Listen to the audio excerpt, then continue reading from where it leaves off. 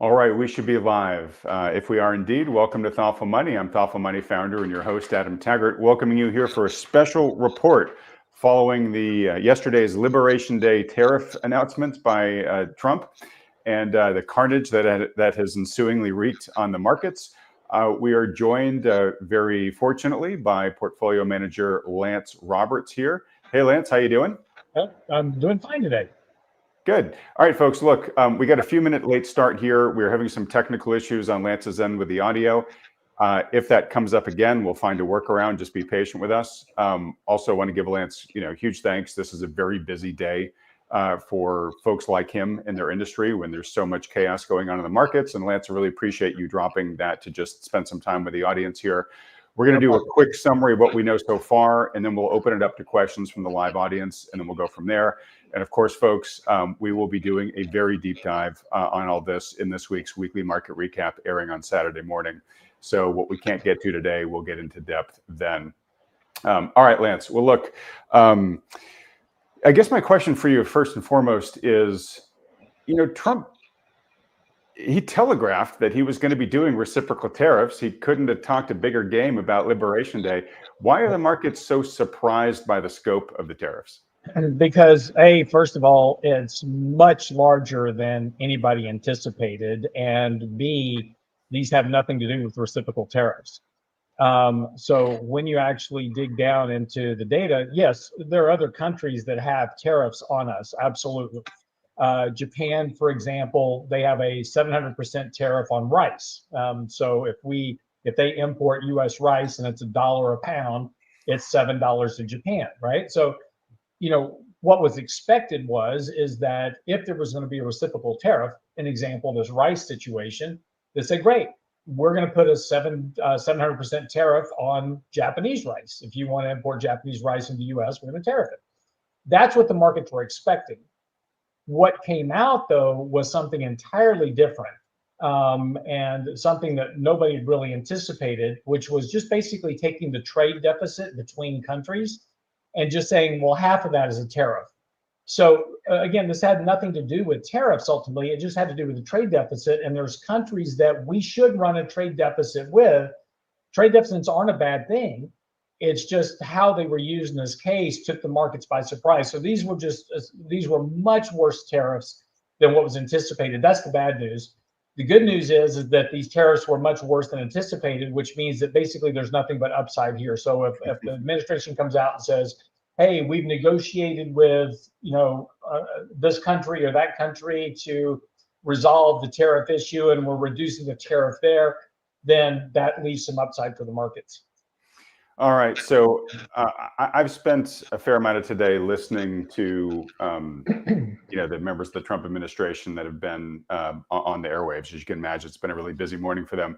And to your point there, Lance, Scott Bessent, U.S. Treasury Secretary, said, hey, you should look at these as a ceiling, meaning these terms are only going to get better for countries as they work with us, unless they do retaliatory tariffs, right? And then we're going to retaliate again. So again, it's hopefully a ceiling, but not necessarily, right?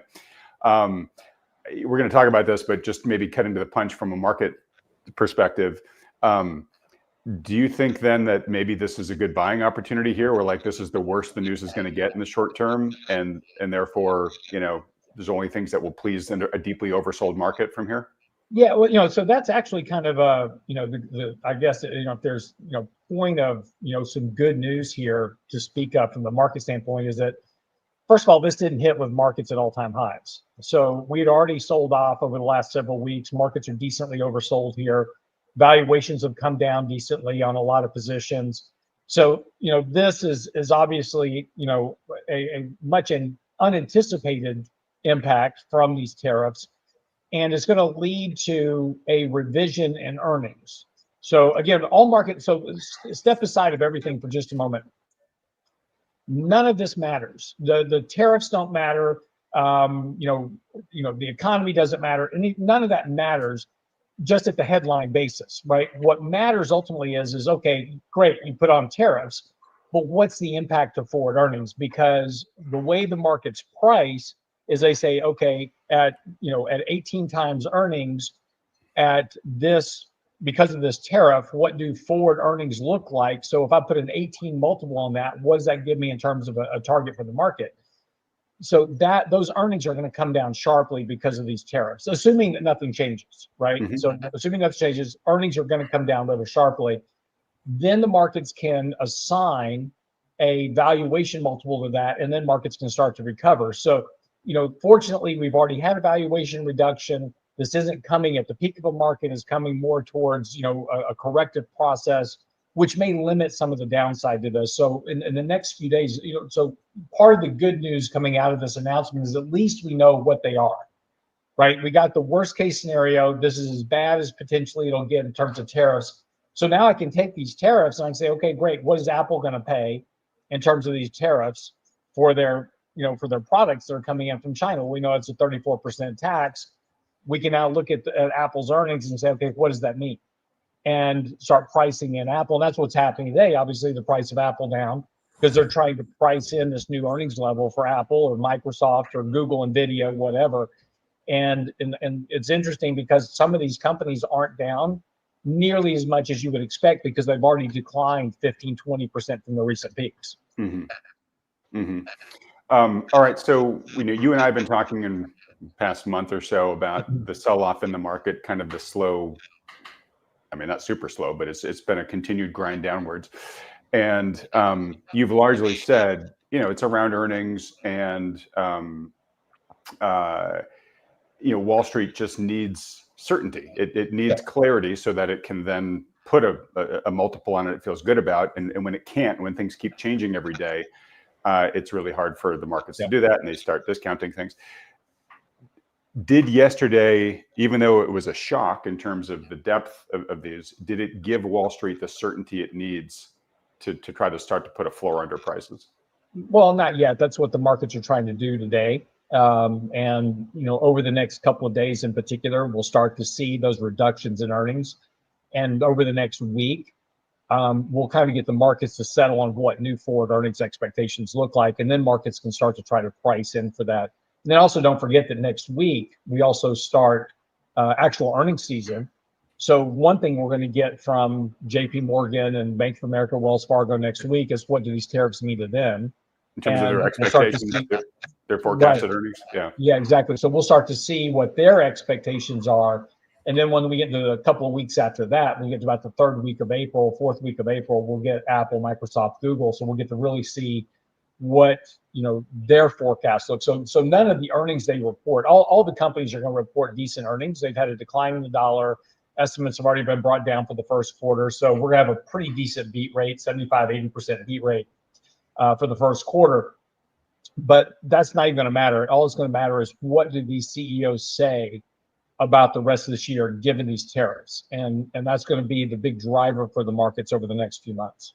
Okay, so I'm going to ask you to guesstimate here, Lance. So not going to hold you to this, but do you see the most likely path then? Stocks kind of trade downwards over the next couple of days as this information is processed and earnings forecasts are brought down and whatnot.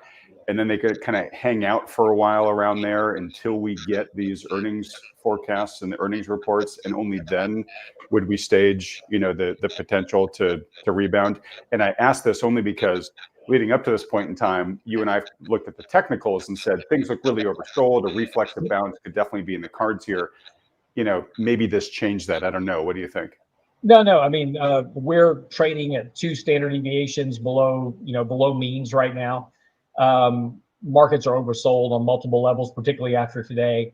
So that hasn't changed either that dynamic. And this really kind of goes back to our forecast for the entire year. Back on January 7th, we wrote an article called Curb Your Enthusiasm. And in that article, we talked about, hey, this expect a year where you're going to have a lot more volatility and no returns. And that's pretty much what's going to play out here. So, the difference between what's happening right now and a kind of a corrective environment versus a bear market is when you have certain things break, technicals break down, et cetera, like we're seeing now, the market can devolve into 2 different pathways. One is just a correction that the market eventually recovers from. And the other is a much deeper corrective cycle or a bear market like you had in 2000 or in 2008. The difference between those two types of market is whether or not you have a recession or some type of credit-related financial event. So in the dot-com crisis, we had WorldCom and Enron fail. Lots of fraud back then. That was a credit-related event on some basis. Financial crisis, credit-related. Outside of that, corrections tend to be between 10 and 20%, and then markets recover in fairly short order and then start kind of going back on their pathway. And those can involve things like Brexit, which, when we had Brexit back in 2015, 2016, yep. we didn't know what that meant for economic trade and all that stuff. So we went through a corrective period of about 20% over that period of time. 2018, the market's correct by 20% because we're nowhere near the neutral rate for 3 months, and then we're at the neutral rate 3 months later. So, and the Fed's, hiking rates at that time, and so lots of uncertainty. Tariffs are something that can get factored in. Tariffs aren't going to create a financially related event. Now, could they create a recession? Sure, absolutely. Because if the tariffs remain where they are, that's going to impact economic growth. Economic growth is going to slow. And ultimately, markets have to price in. But what are they pricing in for the recession? Lower earnings. So all tariffs are going to do is start to reprice earnings. That isn't a credit-related event. So probably what's going to happen this year is that we're decently oversold here. We get a rally at some point in the next week or two, and I think it'll be a decent rally. Probably puts us back towards the 200-day moving average, somewhere around there. It'll be enough to draw a lot of investors back in. You'll start seeing a lot of exuberance. Oh, this happened or that happened. You'll see the American Association of Individual Investors. They'll go from bearish back to bullish. We'll see that. And that's going to be a good opportunity to sell into, reduce risk, raise some cash, because as the earnings and economic environment start to weaken because of these tariffs, assuming nothing changes, then we're going to have another decline as markets continue this repricing action to reduce valuations based on forward earnings expectations.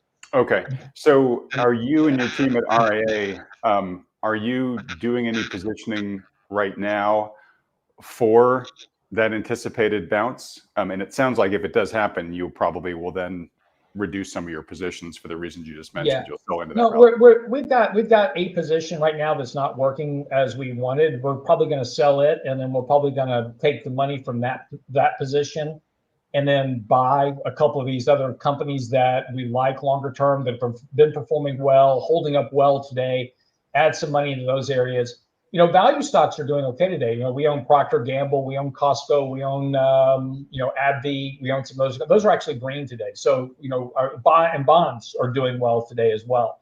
Bonds have been performing very well over the last week. So despite this kind of downturn in the markets, the portfolios hold up okay because we have a value tilt in our portfolio, and value tends to work in periods like this. We own companies like Apple and Microsoft and Google. Those are certainly being hit.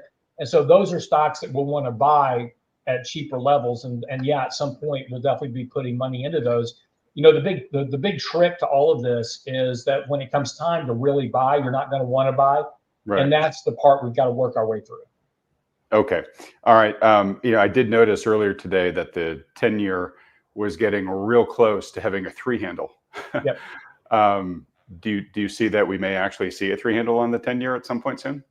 Yeah, look, that's going to happen inevitably. At some point, 10 years probably going to be low 3s at some point. And that could be 6 months from now, or a year from now, 18 months from now. Yields are going to go lower. Inflation's going to fall. Because that's all a function of economic growth. And these tariffs don't encourage economic growth. It's going to reduce economic activity to a large degree because either producers or consumers, as we talked about before with tariffs, producers are the ones that pay the tariff. Consumers don't pay tariffs. Producers pay the tariffs. If the producer can pass on the tariff to the consumer, fantastic. But the tariff, the consumer has a choice. Either I can buy that product that costs more, or I can buy a cheaper product or not buy it at all. So the one thing economists are really bad about leaving out of their equations is consumer choice.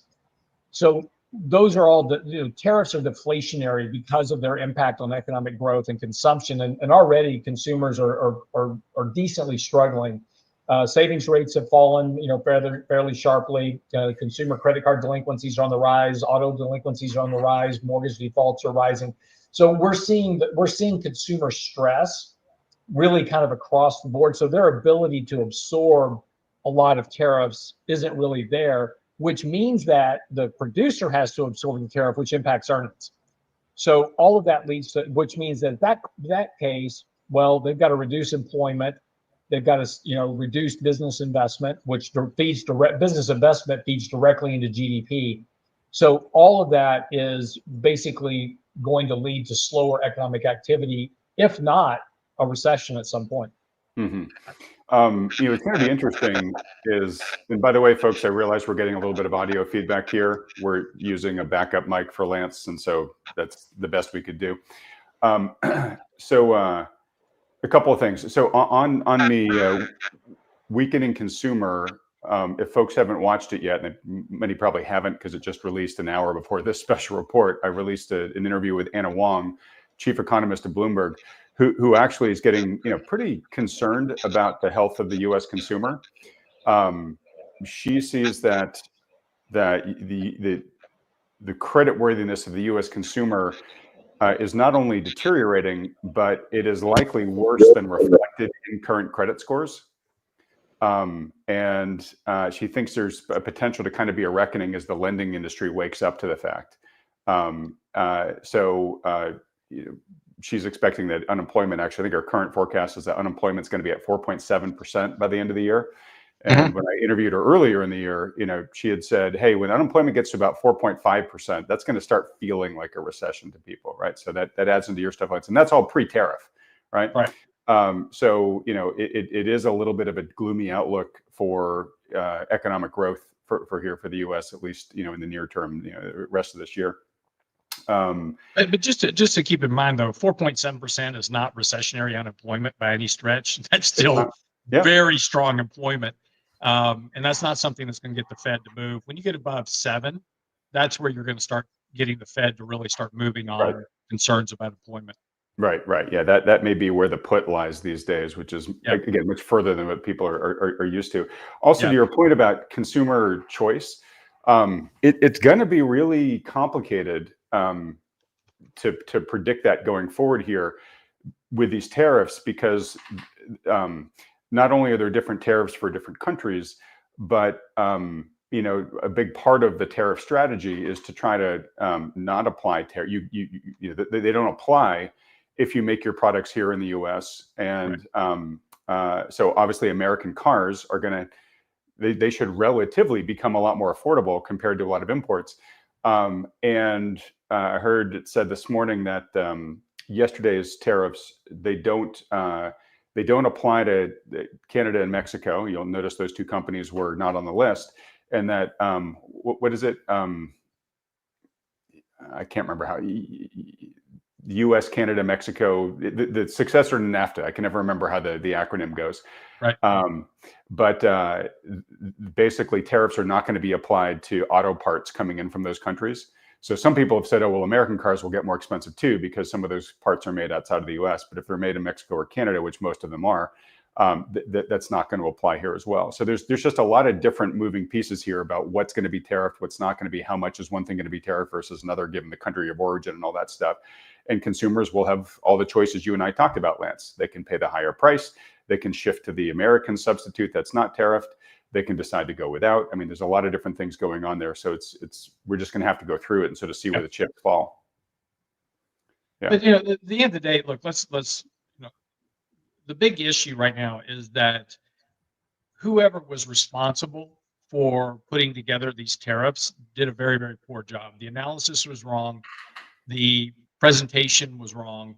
And, whether it's Howard Lutnick or whoever it was, I am sure that Trump's got somebody in his office today going, what did you just do? Because what you told me is not what's happening, because he's got to see that, what is happening in the markets today is obviously not what was intended, right? I mean, it was not intended for the markets to crack 4%, on the day after announcing something was supposed to be good for the economy, because Wall Street's, apparently saying, yeah, this is not what you think it is. Hmm. Well, and we'll see, right? I did hear Lutnick talking today. To his credit, guy seems pretty unflappable. Um, but He's he not the was, brightest gentleman in the room, so well, that's one thing. so whether he is or he isn't, he's responsible for these negotiations in Yeah. many respects. Um, he was basically saying, "Hey, look, and I agree. This was not well communicated.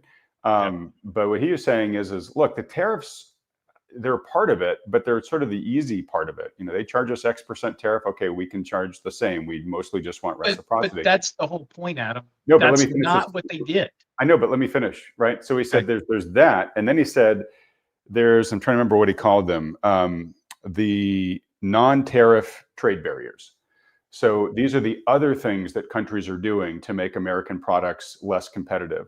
So this might be like crazy regulations that they make our products have to jump through so many qualifying hoops they just never do, or like the country charges a VAT tax, right? And then the nation uses the proceeds from that VAT tax to then subsidize their industry, right? So they either give money directly to car companies so they can offset the cost of their manufacturing, or they use it to provide cheap energy so that steel mills there can produce steel at a lower price than American companies can. So Lutnick was basically saying, hey, this math that we came up with is not just to capture the tariffs, it's to capture also the impact of these non-tariff trade barriers. But I think that's the thing that wasn't adequately communicated. Nobody really knows the math behind that either.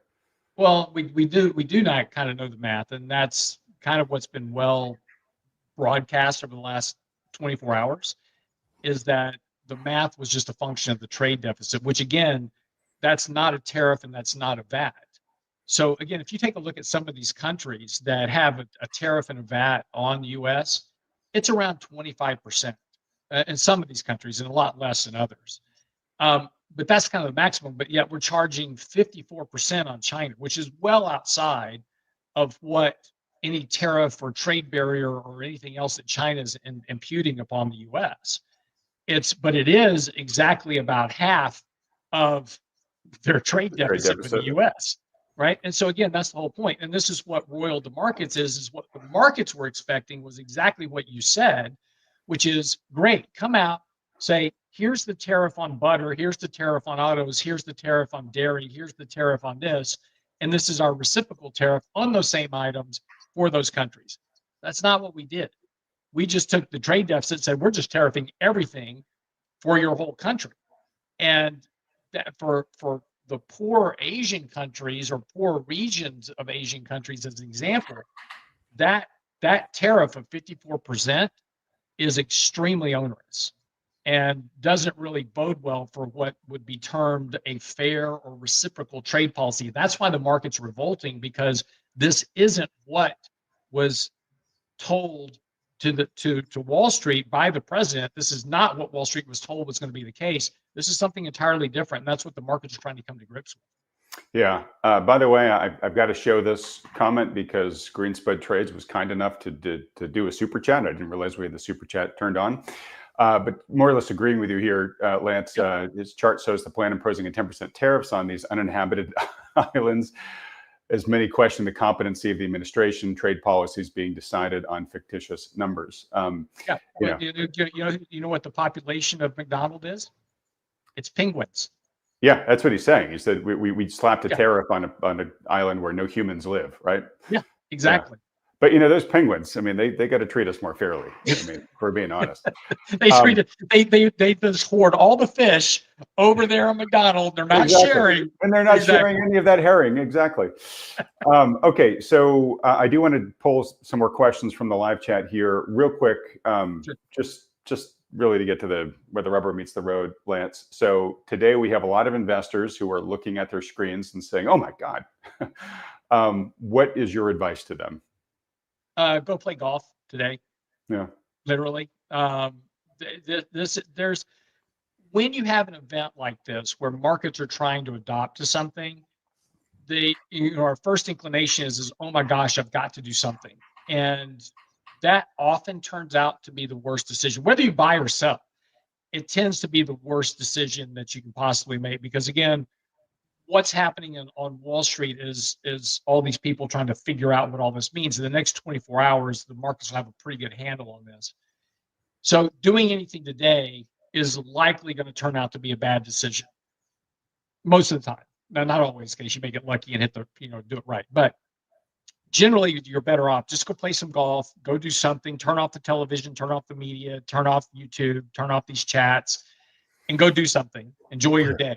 Yeah. And after this is done playing, folks, you want to stay to the end. I would turn this off immediately. But yeah, just go do something and then wait for the market to close. And then you can step back and kind of rationally look at your portfolio and say, okay, where am I and what is happening within my portfolio? Then you can kind of start breaking down your portfolio and say, okay, I need to take some action here, maybe.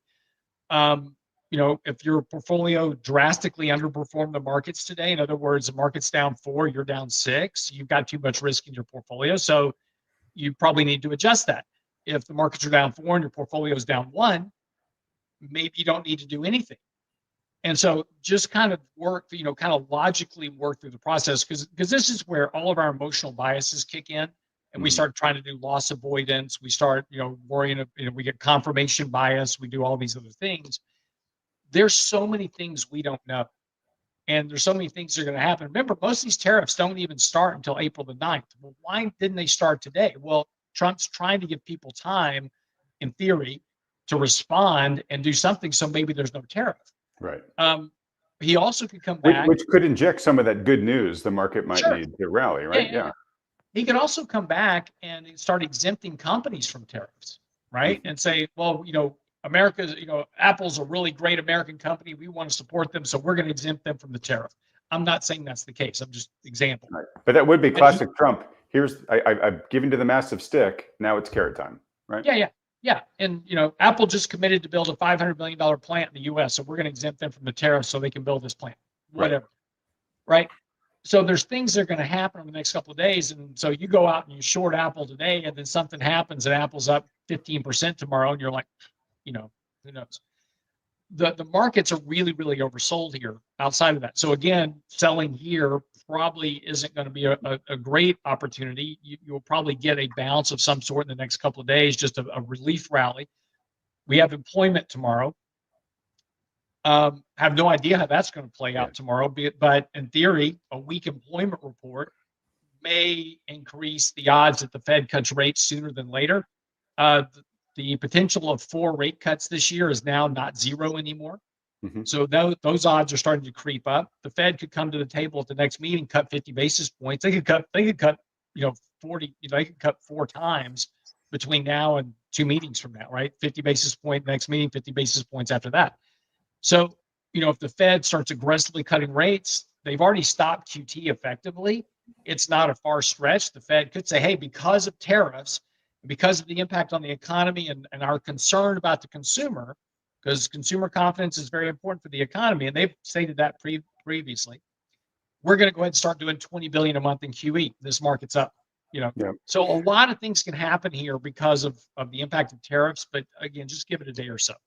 Okay. Let me ask you this. You've been vocal in our conversations of saying, hey, tariffs, by themselves aren't inflationary. We've got the data from Trump's first administration. Given what was just announced last night, both the scope and the fact that it was much more than just reciprocal tariffs, does that change your opinion at all of the American economic policy as now currently clarified for us? Well, it's certainly going to raise prices, right? Now, whether or not those prices can be passed on is going to be a different story. And we have 2 things that are going on right now. We had a lot of front running ahead of these tariffs. So we have a big inventory built right now for companies. So companies loaded up on inventory ahead of these tariffs on a lot of different fronts.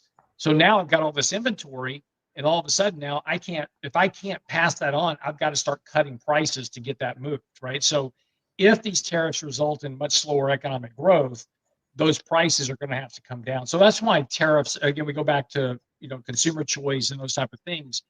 There is a potential that inflation may be sticky for a little bit longer. In other words, we may just be stuck here between 2.5 and 2.7% inflation.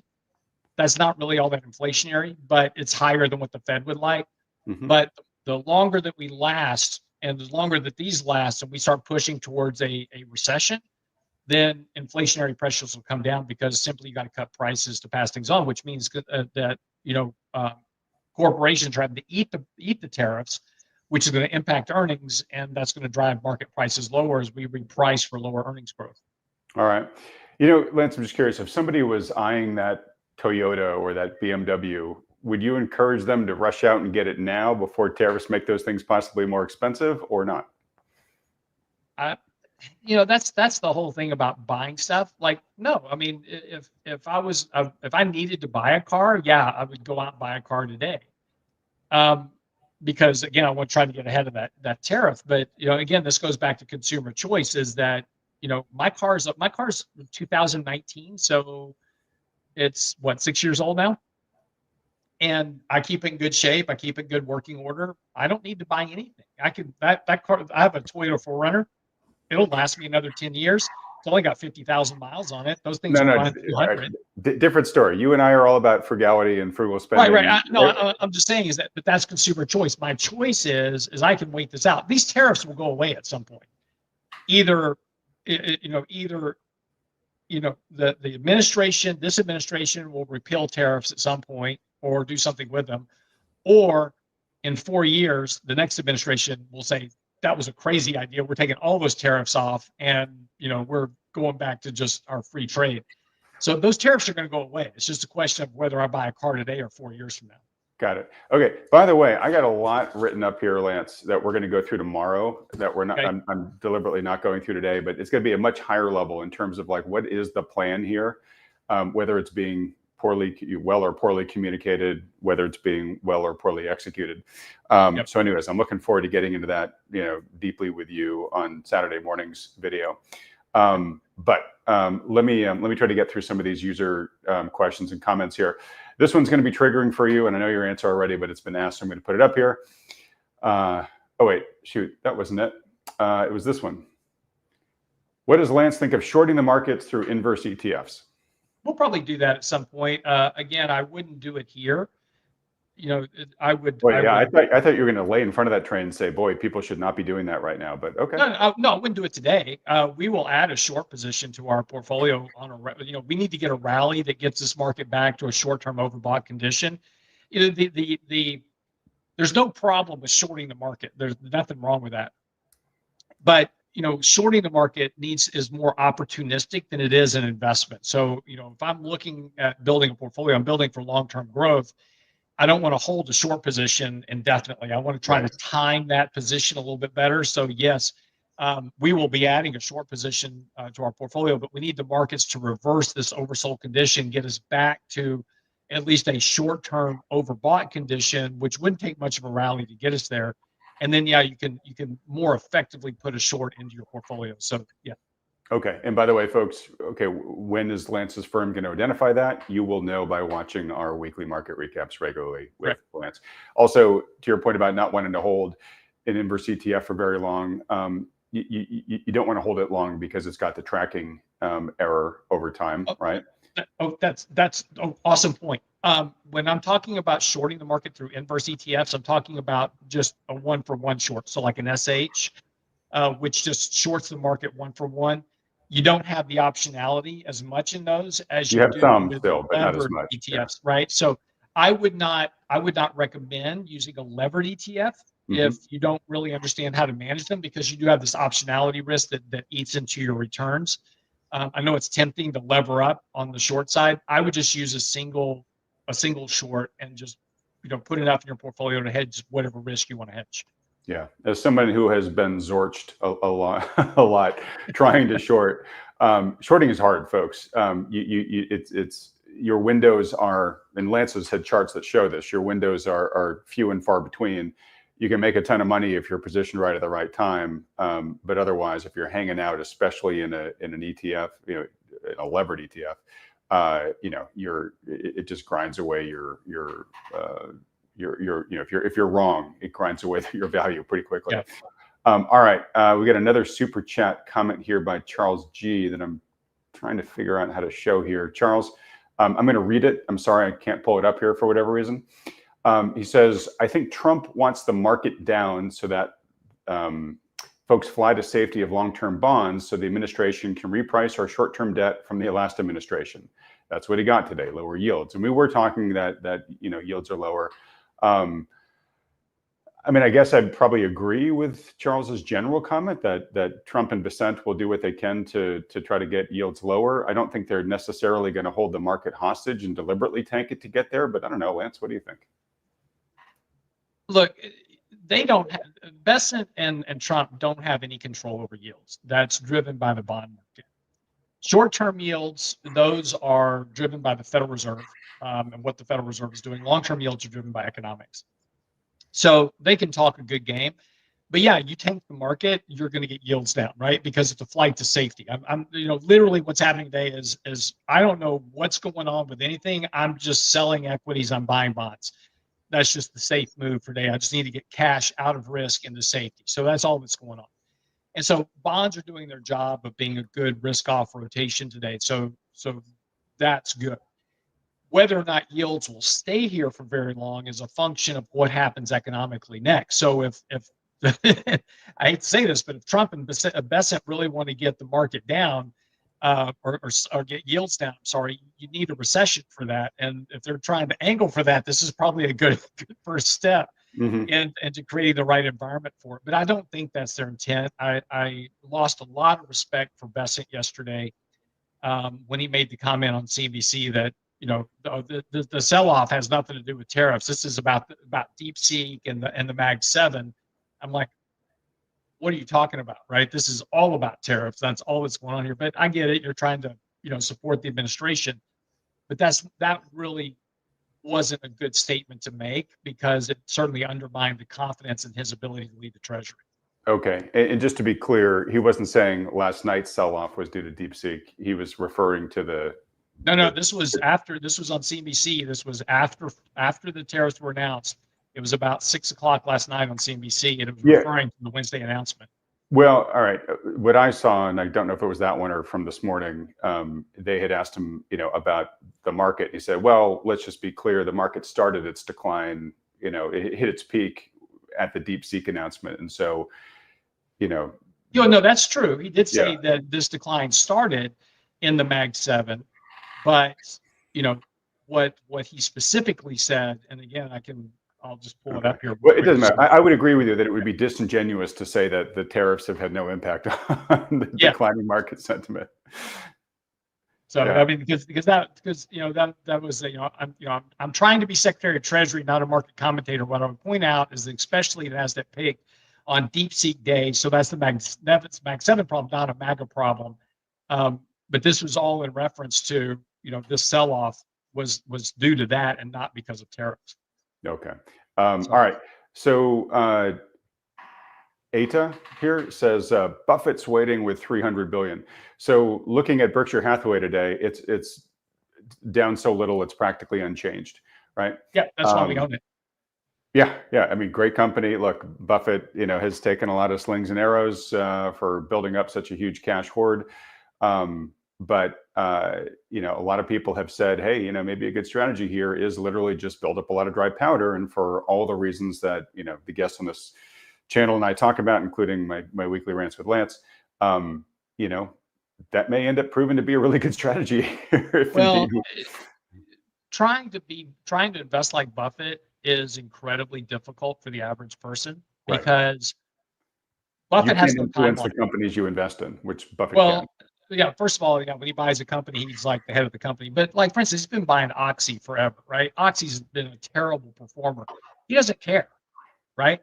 His outlook is for the next 100 years for what Occidental Petroleum will do. It's been but if you've been buying it because Buffett's been buying it, you've gotten your ass handed to you. So you can't invest that way. Yes, he's holding a lot of cash because he can't invest like you and I can. He can't go out and nibble on a little bit of this or a little bit of that. He's got to spend a few. I mean, when you have 350 billion in cash, you can't go, putting 5 million in the market or 10 million. It doesn't even move the needle. He needs to make major purchases. You can only buy gargantuan companies. Yeah, I would not look at him because here's the problem: is that when this market turns, he's not going to put that 350 billion to work and say, "Oh, guys, by the way, I'm back in the markets now." He's not going to do that that's, when you find that out, it's going to be long after the fact. We own the company because the company's fundamentally a good company.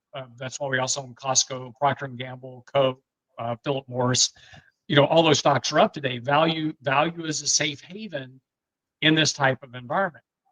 So again, I would be looking at rotating, not sitting out of markets, but rotating into fixed income, value stocks, those type of things, reducing your beta risk. And if you own MicroStrategy or 2X MicroStrategy, those type of things, I'd be selling that to buy undervalued companies that have long-term growth potentials and dividends. All right. So we talked about how maybe to a certain extent, Bessent and Trump are getting a little bit of relief on, hey, we want to bring borrowing costs down.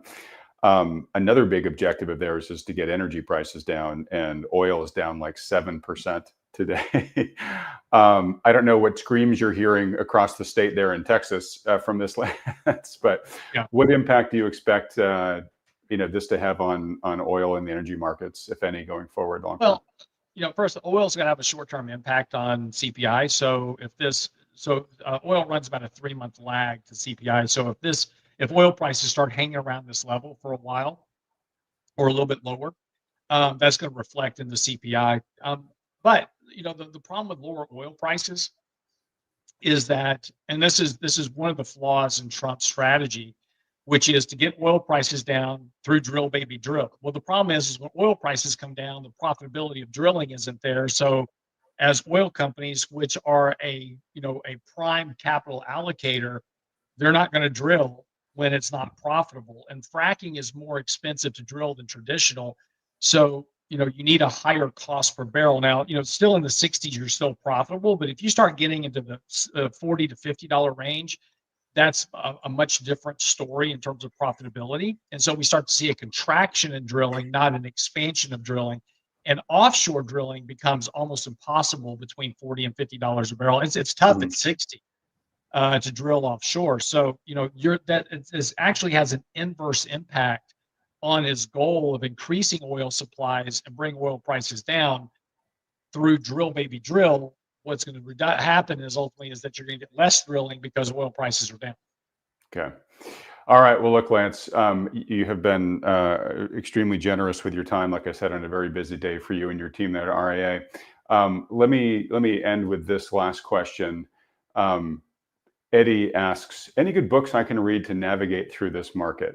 I know you recommended one last week, Turtle Trader, something like that. Turtle Trader by Michael Koval. Look, I get this question all the time, and I've probably read 2,000 books. I've probably read every book that's out there, I'd imagine at one point or the other. Books are very personal in terms of, and what I mean by that is that they're personal depending upon your investment style, right? So, Eddie, if you're a day trader, go read Michael Koval and go read Turtle Trader by Michael Koval, because it tells you how to day trade for the most part, how to allocate risk, those type of things.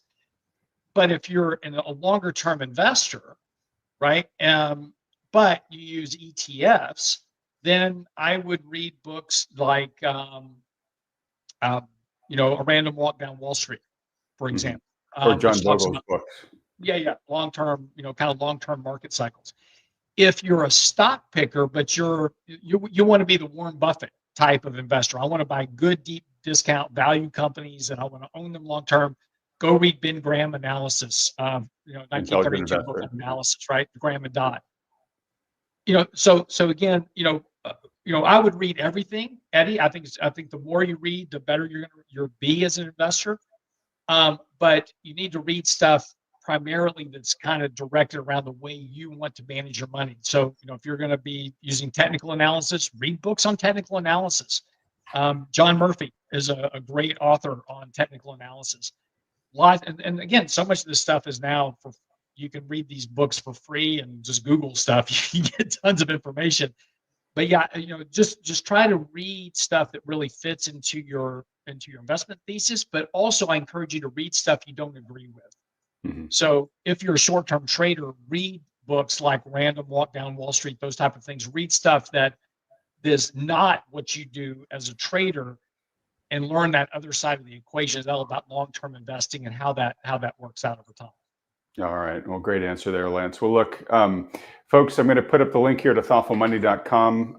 As I think almost everybody watching this probably knows, we connect people with financial advisors who are paying extremely close attention to what's happening, not only just on a daily basis, but on the macro level. Lance and his firms are right there at the top of the list. And the reason why we connect people with financial advisors is that, yes, there are people out there who are day traders, who are DIY investors. And the old expression from Warren Buffett, it's only when the tide goes out that you know who's been swimming naked. When markets are just rising, inexorably like they have during much of the passive investing phase that we've been in, everybody feels like a genius, right? But it's when you get caught with your pants down, like I'm believing probably a lot of people just did, between yesterday and today, where you really need to be honest with yourself and say, hey, look, if I'm not as smart as I thought I was, I might need some professional help here to really help me figure out either how to do better risk management, or maybe take this off my plate, right? So I can focus on the things that I'm really good at, like, working for my job and creating an income, or spending time with my family, or whatever is most important to you in life. So if you've got questions, concerns about the health of your portfolio, and you don't have a good financial advisor to be able to seek their counsel of, feel free to talk to one of the ones that Thoughtful Money endorses, maybe even Lance and his firm there at RIA. And you can do that by filling out the short form at thoughtfulmoney.com. And these firms will be right out in touch with you to have a consultation. There's no commitment to it, but I think right now it's a really important time to be honest with yourself about whether the best steward for your portfolio going forward, especially in the type of waters we see ahead, is you or somebody who's got a lot of experience navigating environments like this. Lance, any parting bits of advice as we send folks off? I saw in the comment, in other words, that somebody is working so they can't go play golf. That was being facetious. I hope you're working and making money, but focus on that and just, try to just avoid the market for today. Just don't be checking it every 5 minutes. It's not going to get any better today, but hopefully tomorrow we'll have something better to talk about. All right. And Lance, I think you're like me. I'm just not a golfer. Yeah. So what are you going to do today to get a little bit of mental health? Well, unfortunately, I have to write the newsletter today. I've got to write our daily commentary for tomorrow morning, and get ready for you tomorrow. So I am actually going to have to work all day today. All right. I'm sorry. Well, we'll try to make it up to you tomorrow. Everybody, if you enjoyed this, please let Lance know in the comments. Also, if you appreciate these special reports in response to big developments like yesterday's Liberation Day tariffs, again, let me know in the comments section. If folks continue to like these things, we'll do more of them as relevant going forward. Lance, thanks so much. And everybody else, thanks so much for watching.